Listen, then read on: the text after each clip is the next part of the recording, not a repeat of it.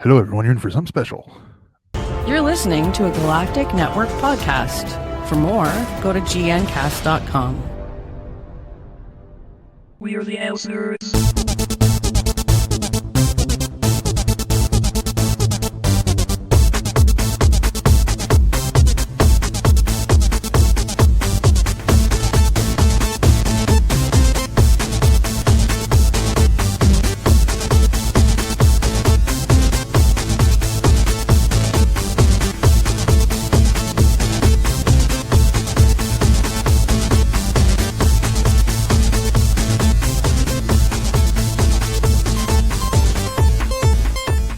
Hello, and welcome to ElseNerds, a production of Galactic Network. I'm Gregor Sprague, and Corey is off this week on assignment.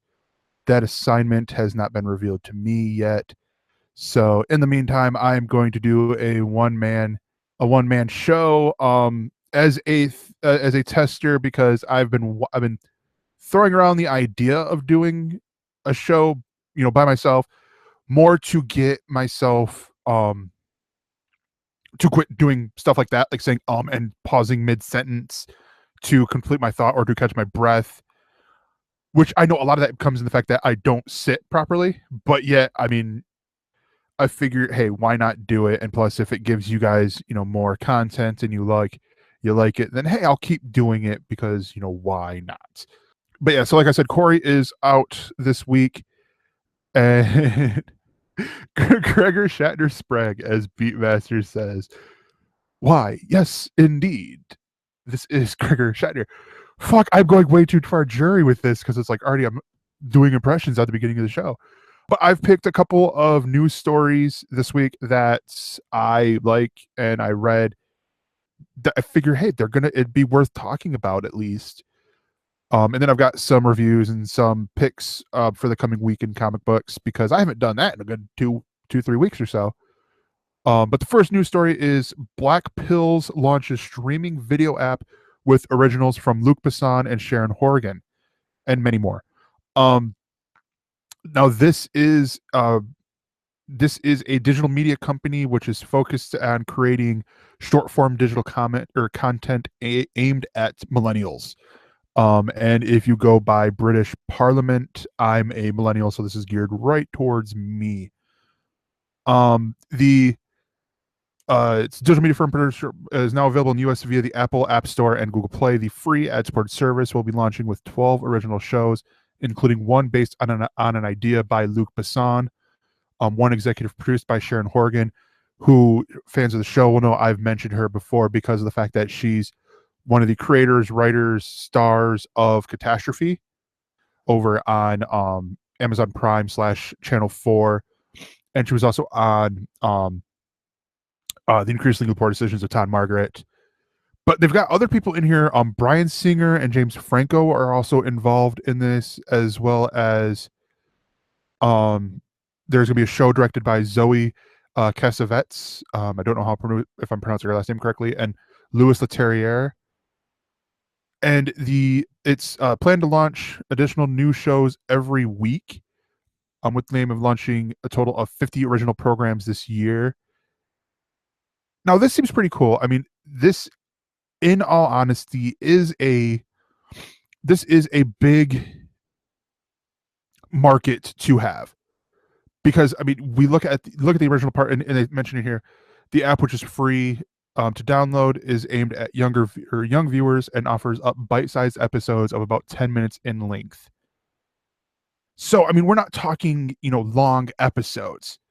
This is something that I think Fullscreen was originally advertised for, or like pitched for, was like, oh, it's going to be shorter bite-sized pieces, which they did with like the Electro Woman and Dyna Girl. Like, it makes up a whole hour-and-a-half movie or whatever, but they chopped it up into 20 or 10 to 15-minute pieces. You then look at, and there are other companies that have tried to do the same thing, but yet it has sort of failed. Even stuff like AOL has done this. Like the James Franco thing is a Spring Breakers adaptation for a new season of the show, Making a Scene, or which was formerly at AOL. there's going to be a 70s set series starring Denise Richards, and there's other products from online influencers like Logan Paul and Christian Del Grosso. And the other part I didn't know is Blackpills, which has offices in Paris, LA, and Tel Aviv, is already available in France and other parts of Europe. So Beat might already have access to a lot of the stuff now. And the company had struck a deal with Vice in March for a branded channel. All of this makes sense for a digital media company, especially one that is geared towards the millennials, this Generation Y. I believe it's ages from 81 until 95, I believe, is for the years you were born, and I fit right in that. But yeah, so it is an interesting idea. I think it is one of those things. And the other part is on the website, getting this from the Hollywood Reporter, it's showing it shows a picture of a iPhone with some of the stuff, and it's all very much just it shows like Junior, Secret Life of a Teenage Badass in LA, directed by Zoe Cassiovetz, All Wrong, starring Brittany Ferlin and stuff like that. And Beat's asking an interesting question right now. Is that the generation in the money spending for content tradition, though? And I think it is, partially because I'm in that generation. But I do think it's sort of like two camps, because of the fact that you have the one camp, me, who, I used to pirate stuff, but it quickly became, once I had the money, then I started doing things legit. I started paying for Netflix and Amazon Prime, and I have full screen through, because I have an AT&T phone and all that. It's one of those things that I'm like, and we have the other camp here of people who are like, oh, I'm going to pirate it. I don't care. I'm just going to pirate it.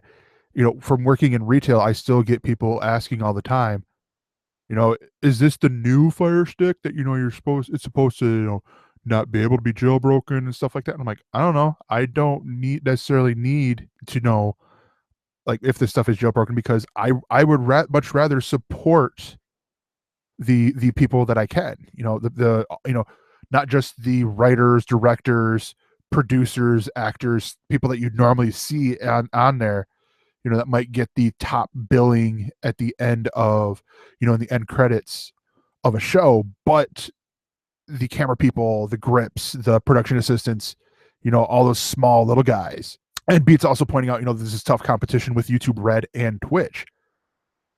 Definitely.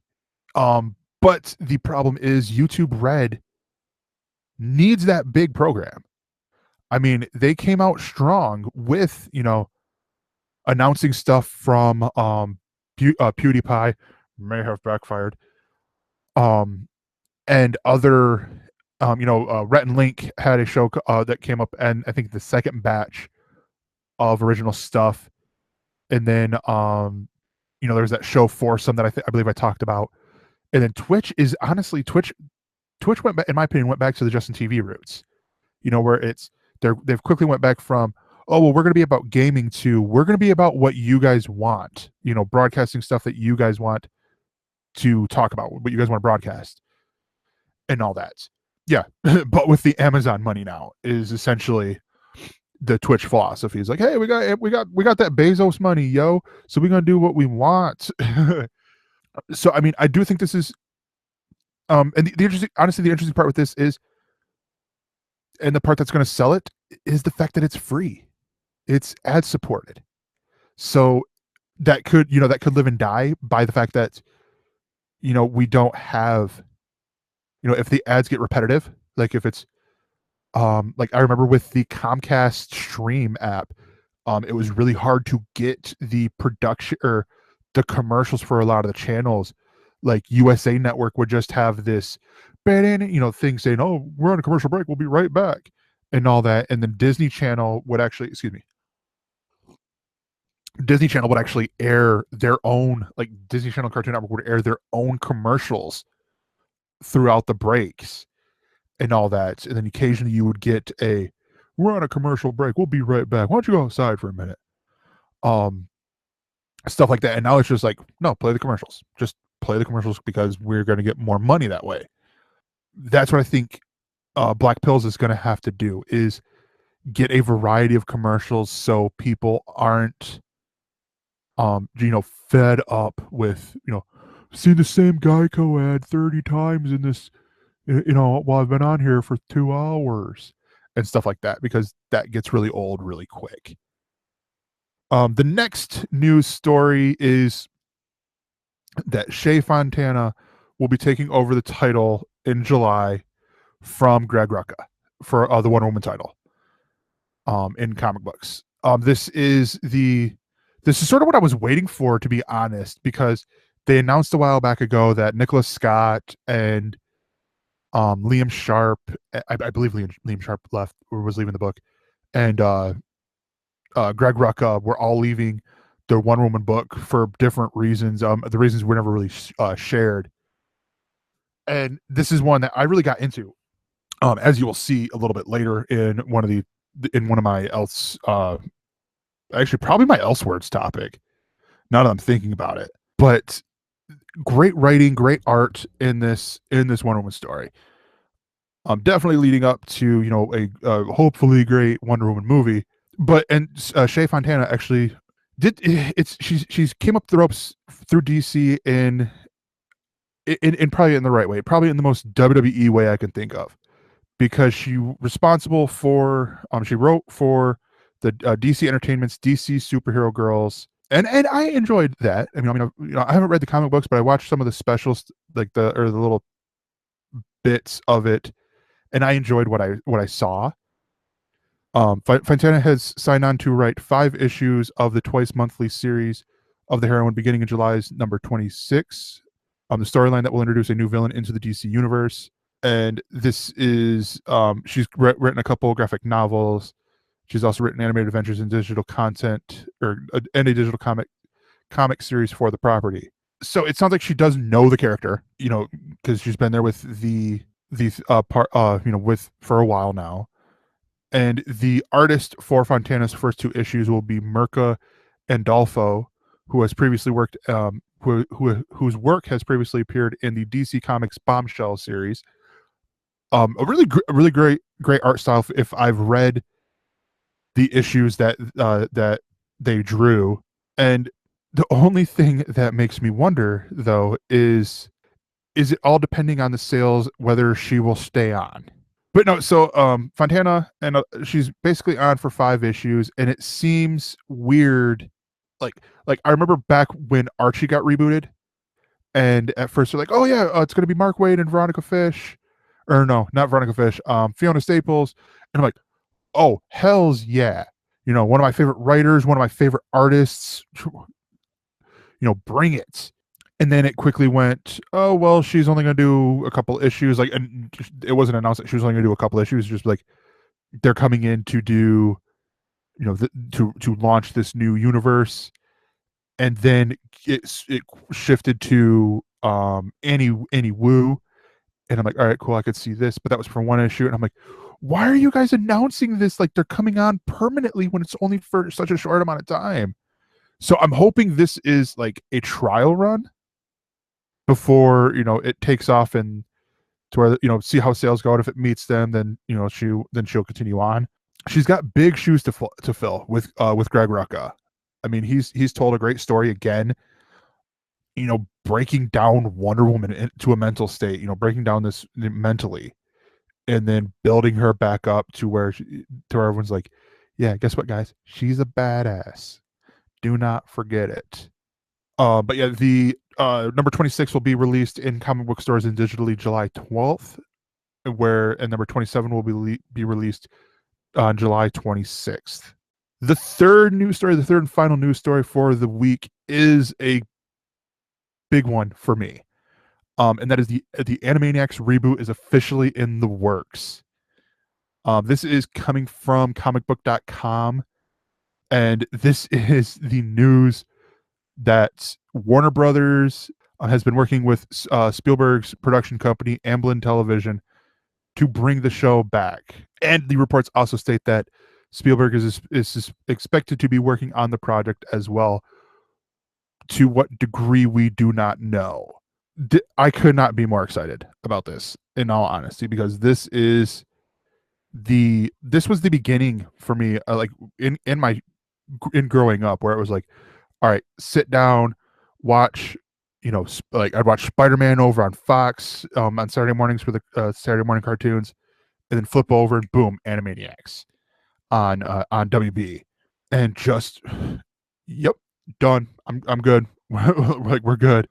Yeah, X-Men too. I was like, Spider-Man was the first love, Brandon. So I always got to mention that, and then X-Men was there too. Batman, I liked Batman, but Batman my cousin was more into, and it's weird because I'm drinking out of a Joker mug and wearing a Batman t-shirt right now, and I have Batman stuff behind me to say that, but it was just like, that's how it was. Like, growing up, I was Spider-Man, and it was like, oh, Batman's stupid, but I was a dumb kid.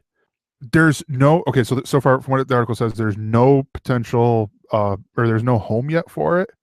So I mean, you could look at this like, okay, it could come to Netflix, where they've already done reboots before. WB, where Warner Brothers does own big chunks of Cartoon Network, I believe.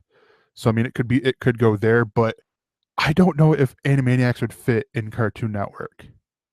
Just because, I mean, yes, Cartoon Network does have some weird shows that I don't think would be there if it wasn't for Animaniacs.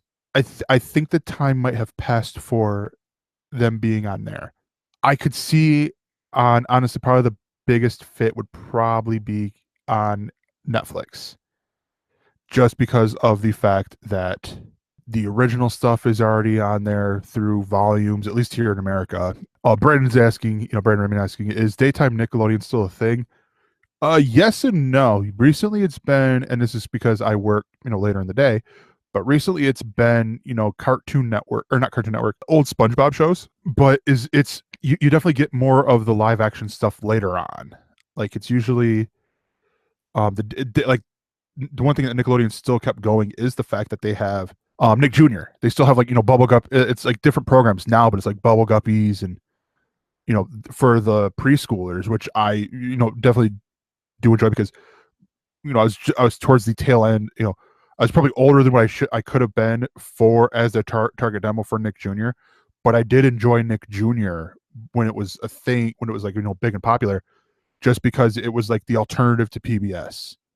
It's like PBS was basically Arthur, Miss Rogers' Neighborhood, Sesame Street. I don't know why I blanked on Sesame Street. That was the first one that came to my mind. And then Nickelodeon had like Binya Binya Island and all these other shows that I liked too. And it was like these complimentary things where it wasn't really educational. It was definitely more towards entertainment, but there was a little bit of education stuff there. Oh, and PBS Kids, of course. I can't forget. That's where at first I saw Bill Nye the Science Guy. But yeah, so I definitely do. I don't know. I would love to see Animaniacs on Cartoon Network. If not just to see on my guide where it says Animaniacs, Animaniacs The Return or whatever, and it be like, new episodes and all that stuff. But I don't think, it would really work, because it'd probably do a 15-minute format then. And with how Animaniacs was, you don't need you need a half hour for that, because of the fact that they do these segments. They do different little skits in there. I mean, okay, basically, and I just realized this now, a way to sell it to people is Animaniacs was an animated sketch show and all that. So I mean, it's probably going to be Netflix. I have to say, but I don't know. Well, that is it for the news, and I'm going to do an ad read right now. This is, guys, if you want to join the legion of hosts here who give us some money in order to help Dave, fund the things that we were doing. It's very simple. You go to our Patreon page. You can find it at gncast.com/support. And, over there you can, donate as little as much as you want. But the other one over there that I like a little bit more is the Amazon referral link. You click that link, and then all your shopping over Amazon, boom, a percentage of it goes to Dave to help keep, paying for the WordPress blog and, the podcast stuff, all these little things that you're like, oh, well, I get the podcast stuff for free. And hey, basically, if you want to keep the lights on here, this might be a way to help out if you're kind and cool and stuff like that. All right, on to my ElseViews. And this is a movie that I've had for about a month now. It just took me a little bit to watch it. Mainly the fact that the TV season has come to an end and we're in the summer TV series, which means I can slack off and watch what the fuck I want, and read comic books more and play my Xbox more. Oh God, I got way too much stuff to do now. But that's Teen Titans: The Judas Contract. Now, for those of you guys who do not know the history of this as an animated program, because this was actually one of the first animated movies that was planned in the whole DC animated universe thing. Back when Batman the Animated Series had come out, this was actually, I believe, going to be the third DC animated movie that they had in their anthology. But this is the sequel to Justice League versus Teen Titans. It has the same voice talent coming out there. The cool part with this is the fact that they had a preview for the next movie that's coming up in a couple months, Batman and Harley Quinn. And that one, oh my gosh. I'm going to be talking about that, definitely. But, you've got, a lot of the people coming back.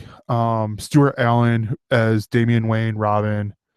Brendan Suhu as Beast Boy. Sean Mayer as Dick Grayson. Christina Ricci's Tara, which I did not recognize Christina Ricci as Tara in here. You got Sebastian Brother Blood, Slade Wilson in here.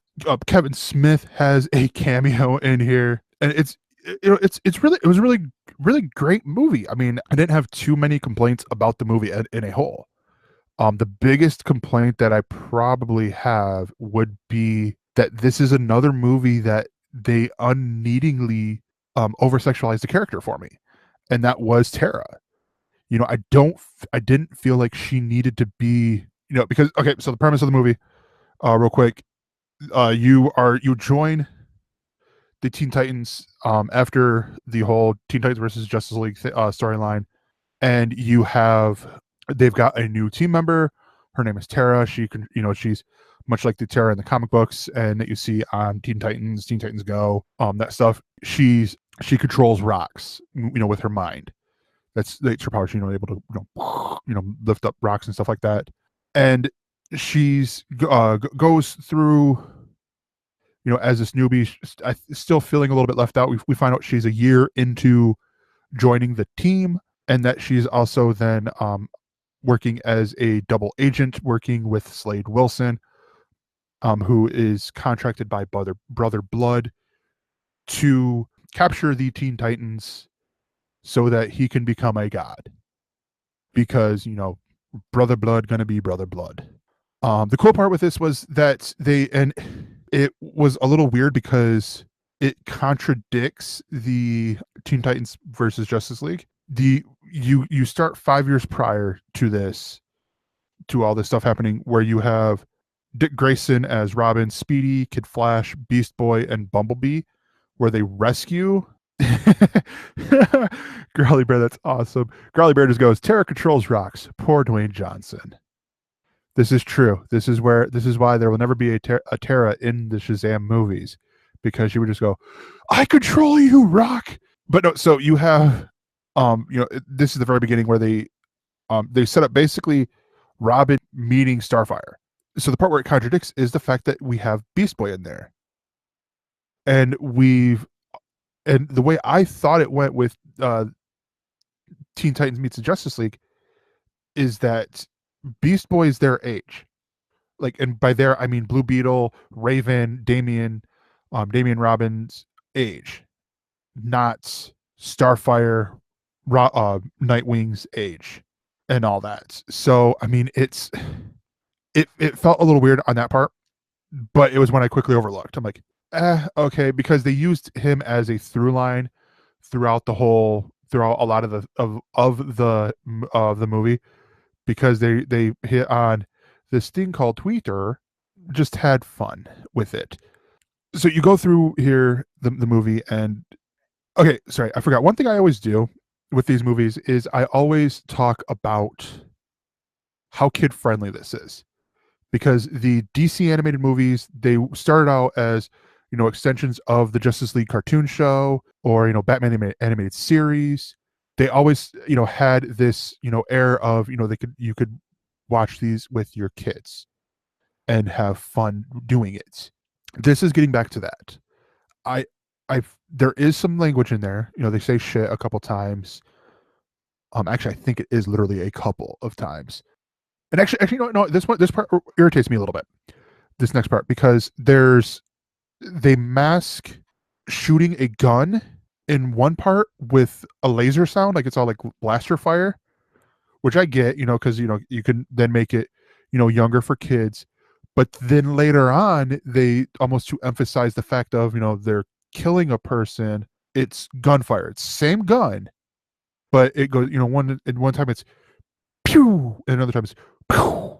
I'm like, wait, shouldn't that be the same thing? Or do we got like an element gun here where it's like, okay, insert the bullet rounds, pew, pew. Insert the laser rounds, pew, pew, insert the squirt gun rounds, stuff like that. Hey guys, I'm ready. I'm good for voiceover work too if you need.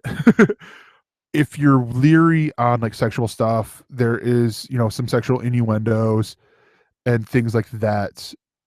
But all in all, this is one that I really do think you could watch with your kids. And the Blu-ray, I mean, I freaking love the Blu-ray, because here it showed the preview for Batman and Harley Quinn, which is set in the Batman the Animated Universe, or animated series universe, and features Melissa Rauch from The Big Bang Theory as Harley Quinn. And I heard her, in like the previews and stuff, that the clips they showed, and I'm like, okay, she's like really good. She might, in my list of Harley Quinn voice actors, she beats Tara Strong, and Tara Strong is up there. Like it goes Arlene Sorkin, it went Arlene Sorkin, Tara Strong, everyone else. Melissa Rauch just went up there because it seems like while doing it herself, she channeled Arlene Sorkin in that. And Arlene Sorkin, who the character of Harley Quinn was originally based off of. But yeah, I mean, it's a cool thing. I love Kevin Smith's cameo in there, because it seems very much like Kevin Smith. Very much just, spot on. In which they talk about, it's in the epilogue, where they're talking about this wonderful new member that's hinting at Wonder Girl, or Donna Troy. And there was a post-credit scene that I did not see. Sorry, damn it, Wikipedia. I highly recommend it. I mean, you can find it. I think it's like $20 on the Blu-ray over at Target.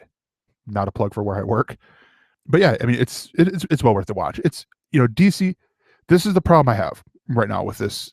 In all honesty, DC for animated movies kills it. I think this is why Marvel hasn't really stepped into that universe. I mean, they're getting their footing and doing great TV animated stuff, but they haven't done the animated movies, direct to DVD movies, in a good long while. DC, where their movies have been lacking, from what I've heard, Wonder Woman's going to be good, and I hope it is, because I want Wonder Woman to be good so much. I want it to be so good, and to where people can quit comparing it to fucking Marvel, and just be like, and then to where they're fine, just be like, hey, guess what, guys? We're DC. We got our own universe of stuff. We aren't going to follow the Marvel formula, so you can all go play over there while we create great telling stories. But they've been killing it in the animated movie game. I mean, I do not think I've found one animated movie that they've released that I hated. Like, absolutely hated. And I think that tells a lot. Beatmaster brings up The Killing Joke. God damn it, Beatmaster. That is so close to being one that I hate. But I like it for the fact that it is the other thing I would always say about comic books based, or movies based off of comic books, especially in the DC animated universe, is how close they came to the source material. This is one that stayed the closest to the source material. If you exclude, and I'm talking about The Killing Joke, if you exclude the whole Batwoman wanting to fuck Batman thing, this aside to that is, like, So I enjoyed it for that reason. I don't like Killing Joke as a premise. Or okay, hold on. I'm gonna take this back. I like Killing Joke for what it is, for a ElseWorlds telling, like Alan Moore originally intended. And I think I've said this, a couple of other times. But to have that be canon, and yet the only person that show or that book that show affects be Batgirl, I've got to say fuck you to the editors, whoever decided, the people who originally made that possible, and then give a big thank you to the editors, the executives, Brendan Fletcher, Babs Tarr, I'm blanking on the third one, Cameron Stewart, for taking it out of continuity again in the comic books. Because when you have a story, and for those of you guys who do not know what the Killing Joke is, to oversimplify, you get an origin story for the Joker, but mainly you get Batman and the Joker. The Joker's trying to prove a point and say that he could push anyone so far enough to where he would kill. Because up at this point, they've established that Batman doesn't kill when he has the chance. So Joker kidnaps Barbara Gordon, aka Batgirl. It is suggested that he rapes her, but because he strips her down and takes photos of her after he's shot her, into the gut and paralyzes her, thus being born Oracle as someone who is, watching over Batman. Because Alan Moore, really great writer. It makes sense as an Elseworlds story. Basically, even with the fact that, Alan, or when we had Jim Gordon as Batman, doesn't even recognize this whole, Killing Joke thing of, when, and granted, in the comics, they didn't have him face the Joker. I would almost argue with that the character Bloom was almost his Joker. But even then, you do not see, after a good while, him motivated to capture / kill the Joker. The only person you see affected by this, the only person that has any ramifications, is a tertiary character. Is a character who is not in the main. She's a plot point in the story. And that's Barbara Gordon. That's Batgirl. That to me is fucked up. That to me should not happen. There are better ways to make that canon and not be a dick move. Beatmasters bring up, a great issue that, you could argue that Alan Moore bringing up rape is actually serving as a good cause, as not bringing up rape at all is ignoring a widespread issue. Very true. Very true. That's probably why I do not shit on the Killing Joke as much as I could. Because it's like, it is bringing good to something horrible. Oh, where was it? Growly Bear had said, that he only wishes that Wonder Woman wasn't a model but a buff actress. I could see a more athletic, and I'm choosing words so carefully here because I'm keeping in mind that I am a 300-pound fat fuck. But I could see them, doing a Ronda Rousey style, body type woman, but with choosing Gal Gadot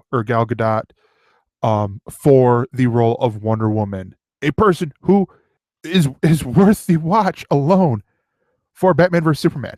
If you could get a Wonder Woman edit of Batman vs Superman where it's just scenes that feature Diana Prince or Wonder Woman, I'd watch that. I'd watch it every day. I would rather have, and now granted, Gal Gadot isn't exactly, that model, tall, skinny, rail person.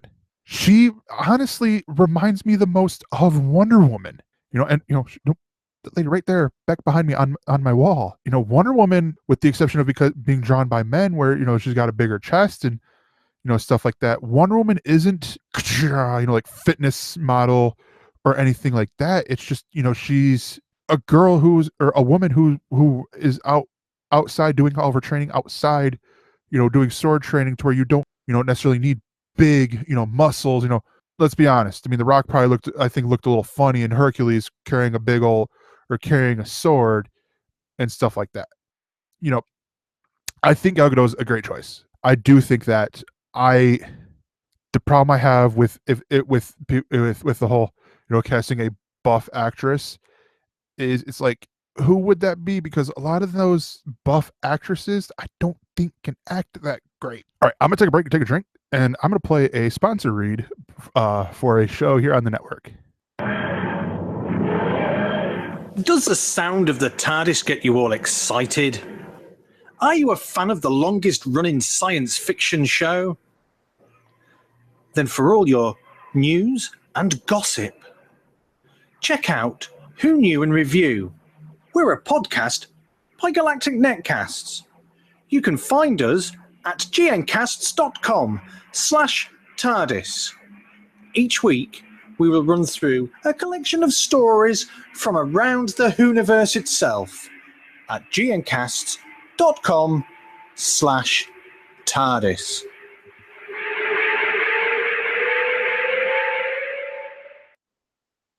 Thank you, Daryl. To my ElseWords, this is typically the main discussion point, but since I've been doing all this by myself, I'm going to do some comic book picks. This is something that I do for Galactic Radio, but I figured I would share this here and share more than just the plot synopsis than with this. And I'm going to start with DC. DC comic books, like I told Beat before we came on here, it's very light reading. It's 4 comic books from DC this week. They're still selling, there's still quite a bit coming out this week, but a lot of them are trade paperbacks. It's the collected volume. It's a volume of a comic book and stuff like that. But we got this week, Wonder Woman Annual #1 is what I'm going to talk about.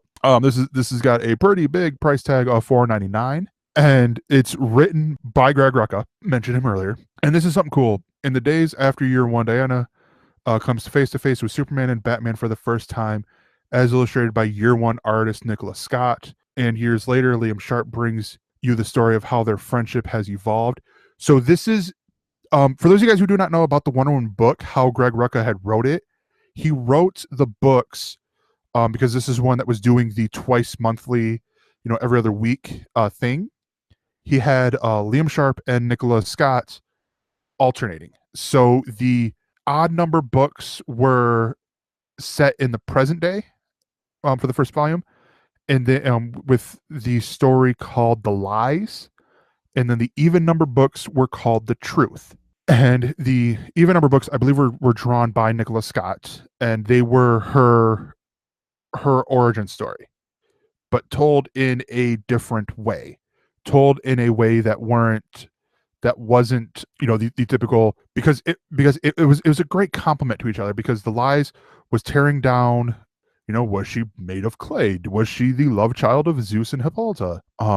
Is she a demigod? Is she, just really, really strong? What, like, all these things that, were a result of this whole rebirth thing, which is rewriting and fixing a lot of the New 52 stuff. I'm not gonna lie, I do like quite a bit of it, but that's also because I came in the New 52. That's where I really started reading comic books, was there. Wonder Woman Annual looks like it's going to be like an anthology thing. Like it's going to be a few different short stories in this book.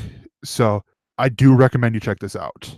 Over at Image Comics, I'm going to go right to the other one because it's a quarter. I told this to be, and it is going to be available for 25 cents for in celebration of Image Comics 25 year anniversary. And this is Saga number 43. This is written by Brian K. Vaughan with art by Fiona Staples. This is the beginning of a new story arc. And this is Saga returns monthly with a brave new direction, and to celebrate Image's 25th anniversary, this full-sized issue costs just 25 cents. I still cannot believe that. This is the second time that they've done, at least this year, because they did The Walking Dead earlier this year. There could be other ones, but with Image, I'm a little bit picky when it comes to books, mainly because a lot of them, the continuing books, you have to read a lot. Like I did read through Walking Dead, but I don't think I could do that with Invincible or Spawn. And I did try Spawn. I tried with, I believe it was issue 250 that they had like last year, and it was one of those, I'm like, I'm I mean, I see why people like it, but it's not my cup of tea. But anyways, Saga number 43, 25 cents, both print and digital. You can definitely bet your ass I'm buying this. Hazel and her star-crossed parents embark on a thrilling new adventure at the westernmost edge of the universe. I've loved the story that they're telling, because like you could say the first bits of this are loosely based on Romeo and Juliet. The Capulets and the Montagues, the Moonies, and I forgot what the other ones are called.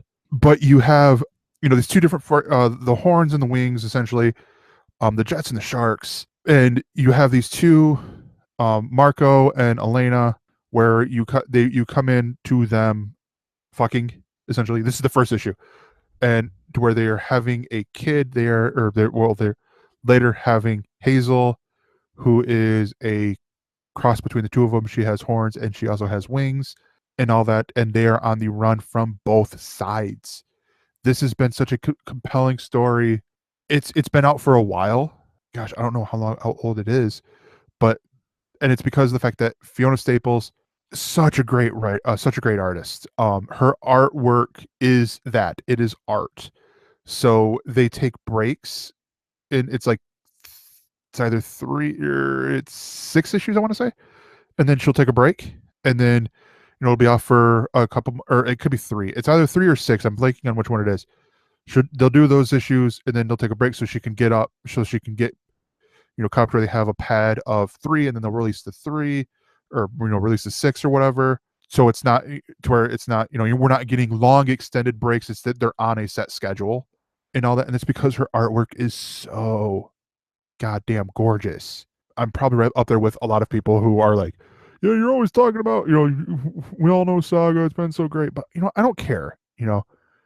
People want or need to hear this, because it's a great jumping on point if we're starting a new thing. And also there's only been 4 or 5 trades, and then I think it's 2 omnibuses. So it's well worth it, in all honesty. The next comic book is Paklis number 1. This is an anthology book. I picked this sheerly for the fact that it was a number 1. I will check out most number 1s from Image Comics. Paklis number 1 is an anthology book. It's each issue is going to tell 3 different stories, and Dustin Weaver is doing the art, the story. He's writing it. He's doing the art, and he's doing the cover for it. So that's probably where it is. He did variant covers for Shutter number 1. But I've heard of him before. I just can't think of where off the top of my head. This is one I'm going to check out just because of the fact that it does look interesting, and it looks like he's going to be telling such different stories on a week-to-week basis, or not a week, month-to-month basis with the different issues. And then the last one from Image, it's honestly a no doy, is Sex Criminals. I told Beat, and he admitted he was a little bit behind. This is actually on my pull list. I have a pull list with my comic book shop, and this one is on there. But I saw the cover, and I'm like, I just saw another part that I like too. But the book is the issue this week or month is called Down with the Thickness, and that is thick. I do not have a lisp, because I'm in my head I immediately went to the song, get up, I immediately started playing the song in my head. I'm like, God damn it, it looks so cool. They've been telling a great story. Beat brought it up earlier when we were in pre-show of if they could only be consistent, and that's the fucking truth. I said it then, and I'll say it now. Matt Fraction, and it's because Matt Fraction and Kelly Sue DeConnick are so busy doing 5,000 things, bringing up the doing this whole milk-fed criminal mastermind production company where they're bringing great comic books to both big and small screens. I know they're working on Wicked and Divine. I think I'm hoping Sex Criminals was in that. Pretty Deadly. All these different properties from them and fellow creators to the screens. And then Chip Zdarsky is in high demand himself. I mean, he was doing Jughead over at Archie Comics. He's doing the new Spider-Man book, Peter Parker, the Spectacular Spider-Man. I had a cheeks. It's on my one of the free comic book day comics. You then go to he's doing one of the Guardians books. I forget which one, and they're all busy. So it's where I'd love to see consistent. It's I'd rather see I'd honestly like to see quality. So it's like if we're so off on things, and plus honestly, I just want another Just the Tips book. I want that too, because I mean, it's like I tell people at work, the letters page, or the letter daddies as they call it on in here, is probably my favorite part of the book, because I mean, when you have such funny things like, pre-cum can be used as a bike chain lubricant, or you want to really spice things up in the bedroom, tie your partner up to the bed, get out of the house and move to a different state. Shit like that is so fucking hilarious to me. Sometimes those are the first things I'll read in the book. I'll just be like, fuck it, letters page. And stuff like that. So I recommend these. I got 2 more, and then I'm gonna wrap things up here. Marvel Moon Knight number 14. I've been a big fan of this Moon Knight run by Jeff Lemire, and actually since Garth Ennis brought him back to the fold over at Marvel. But this one was really, really interesting concept. This was, Mark Spector in an insane asylum, basically making you question this whole character. Like, is he really the superhero, or is he just a nut job who thinks he's a superhero? And really bending your mind to this. But it looks like they're coming to the end of their story. Now, whether they keep going on and doing something else, or they bring in a new team, I would honestly like to see this team, because I think Greg Smallwood's worked on this a little bit longer than Jeff Lemire, but I like this art style. I like the stories that Jeff Lemire is telling. I've been a fan of Jeff Lemire since he did the New 52 run of Green Arrow with Andrea Sorrentino, who I've been following her now over at Marvel, and loving the work. Yeah, this looks like it's going to be the big climactic fight between Mark Spector and Khonshu. I never know if I'm pronouncing his name right. I think it's Khonshu, the Egyptian god that he gets his powers from. But that is Moon Knight number 14. And then the last one is a new comic book. It's the whole resurrection line thing, and that is Cable number 1. This is written by James Robinson with art by Carlos Pacheco, and I just love this first line: "Walk softly and carry a big gun." That's basically Cable. We're gonna be following Cable. They're getting a lot more of the X-Men are getting a lot of their own single books, like the Jean Grey book, which I did enjoy. Iceman's getting his own book. There's a few other people that I cannot think of right now that are getting their own books. Old Man Logan's getting taken over by Ed Brisson and Mike Diodato Jr., because I got the thing right here from my comic book shop.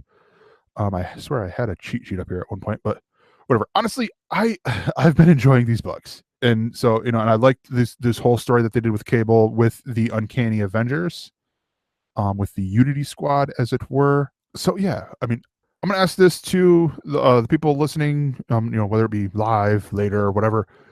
What comic books are you reading? You can let us know by a couple of ways. The first one is you can leave us a voicemail. And also, if you're gonna leave us a voicemail or an email or anything like that, tell me why. Why are you reading these comic books? What is it that brings you to these books? You can contact us by leaving us a voicemail at 805-328-3966. That's 805-328-3966. Or you can email us mail@ElseNerds.com. You can find all of our subscription links over at gncast.com/subscribe.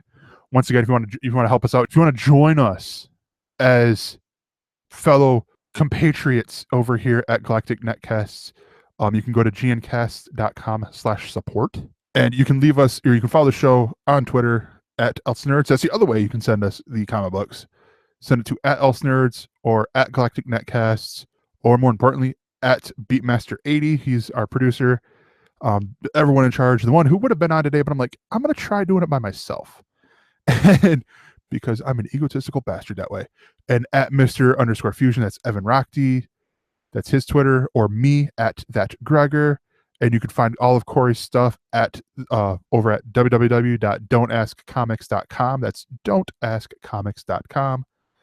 And the last thing to be said is this has been a Don't Tell Glenn production. We'll see you next week, or else I'll bring Corey back.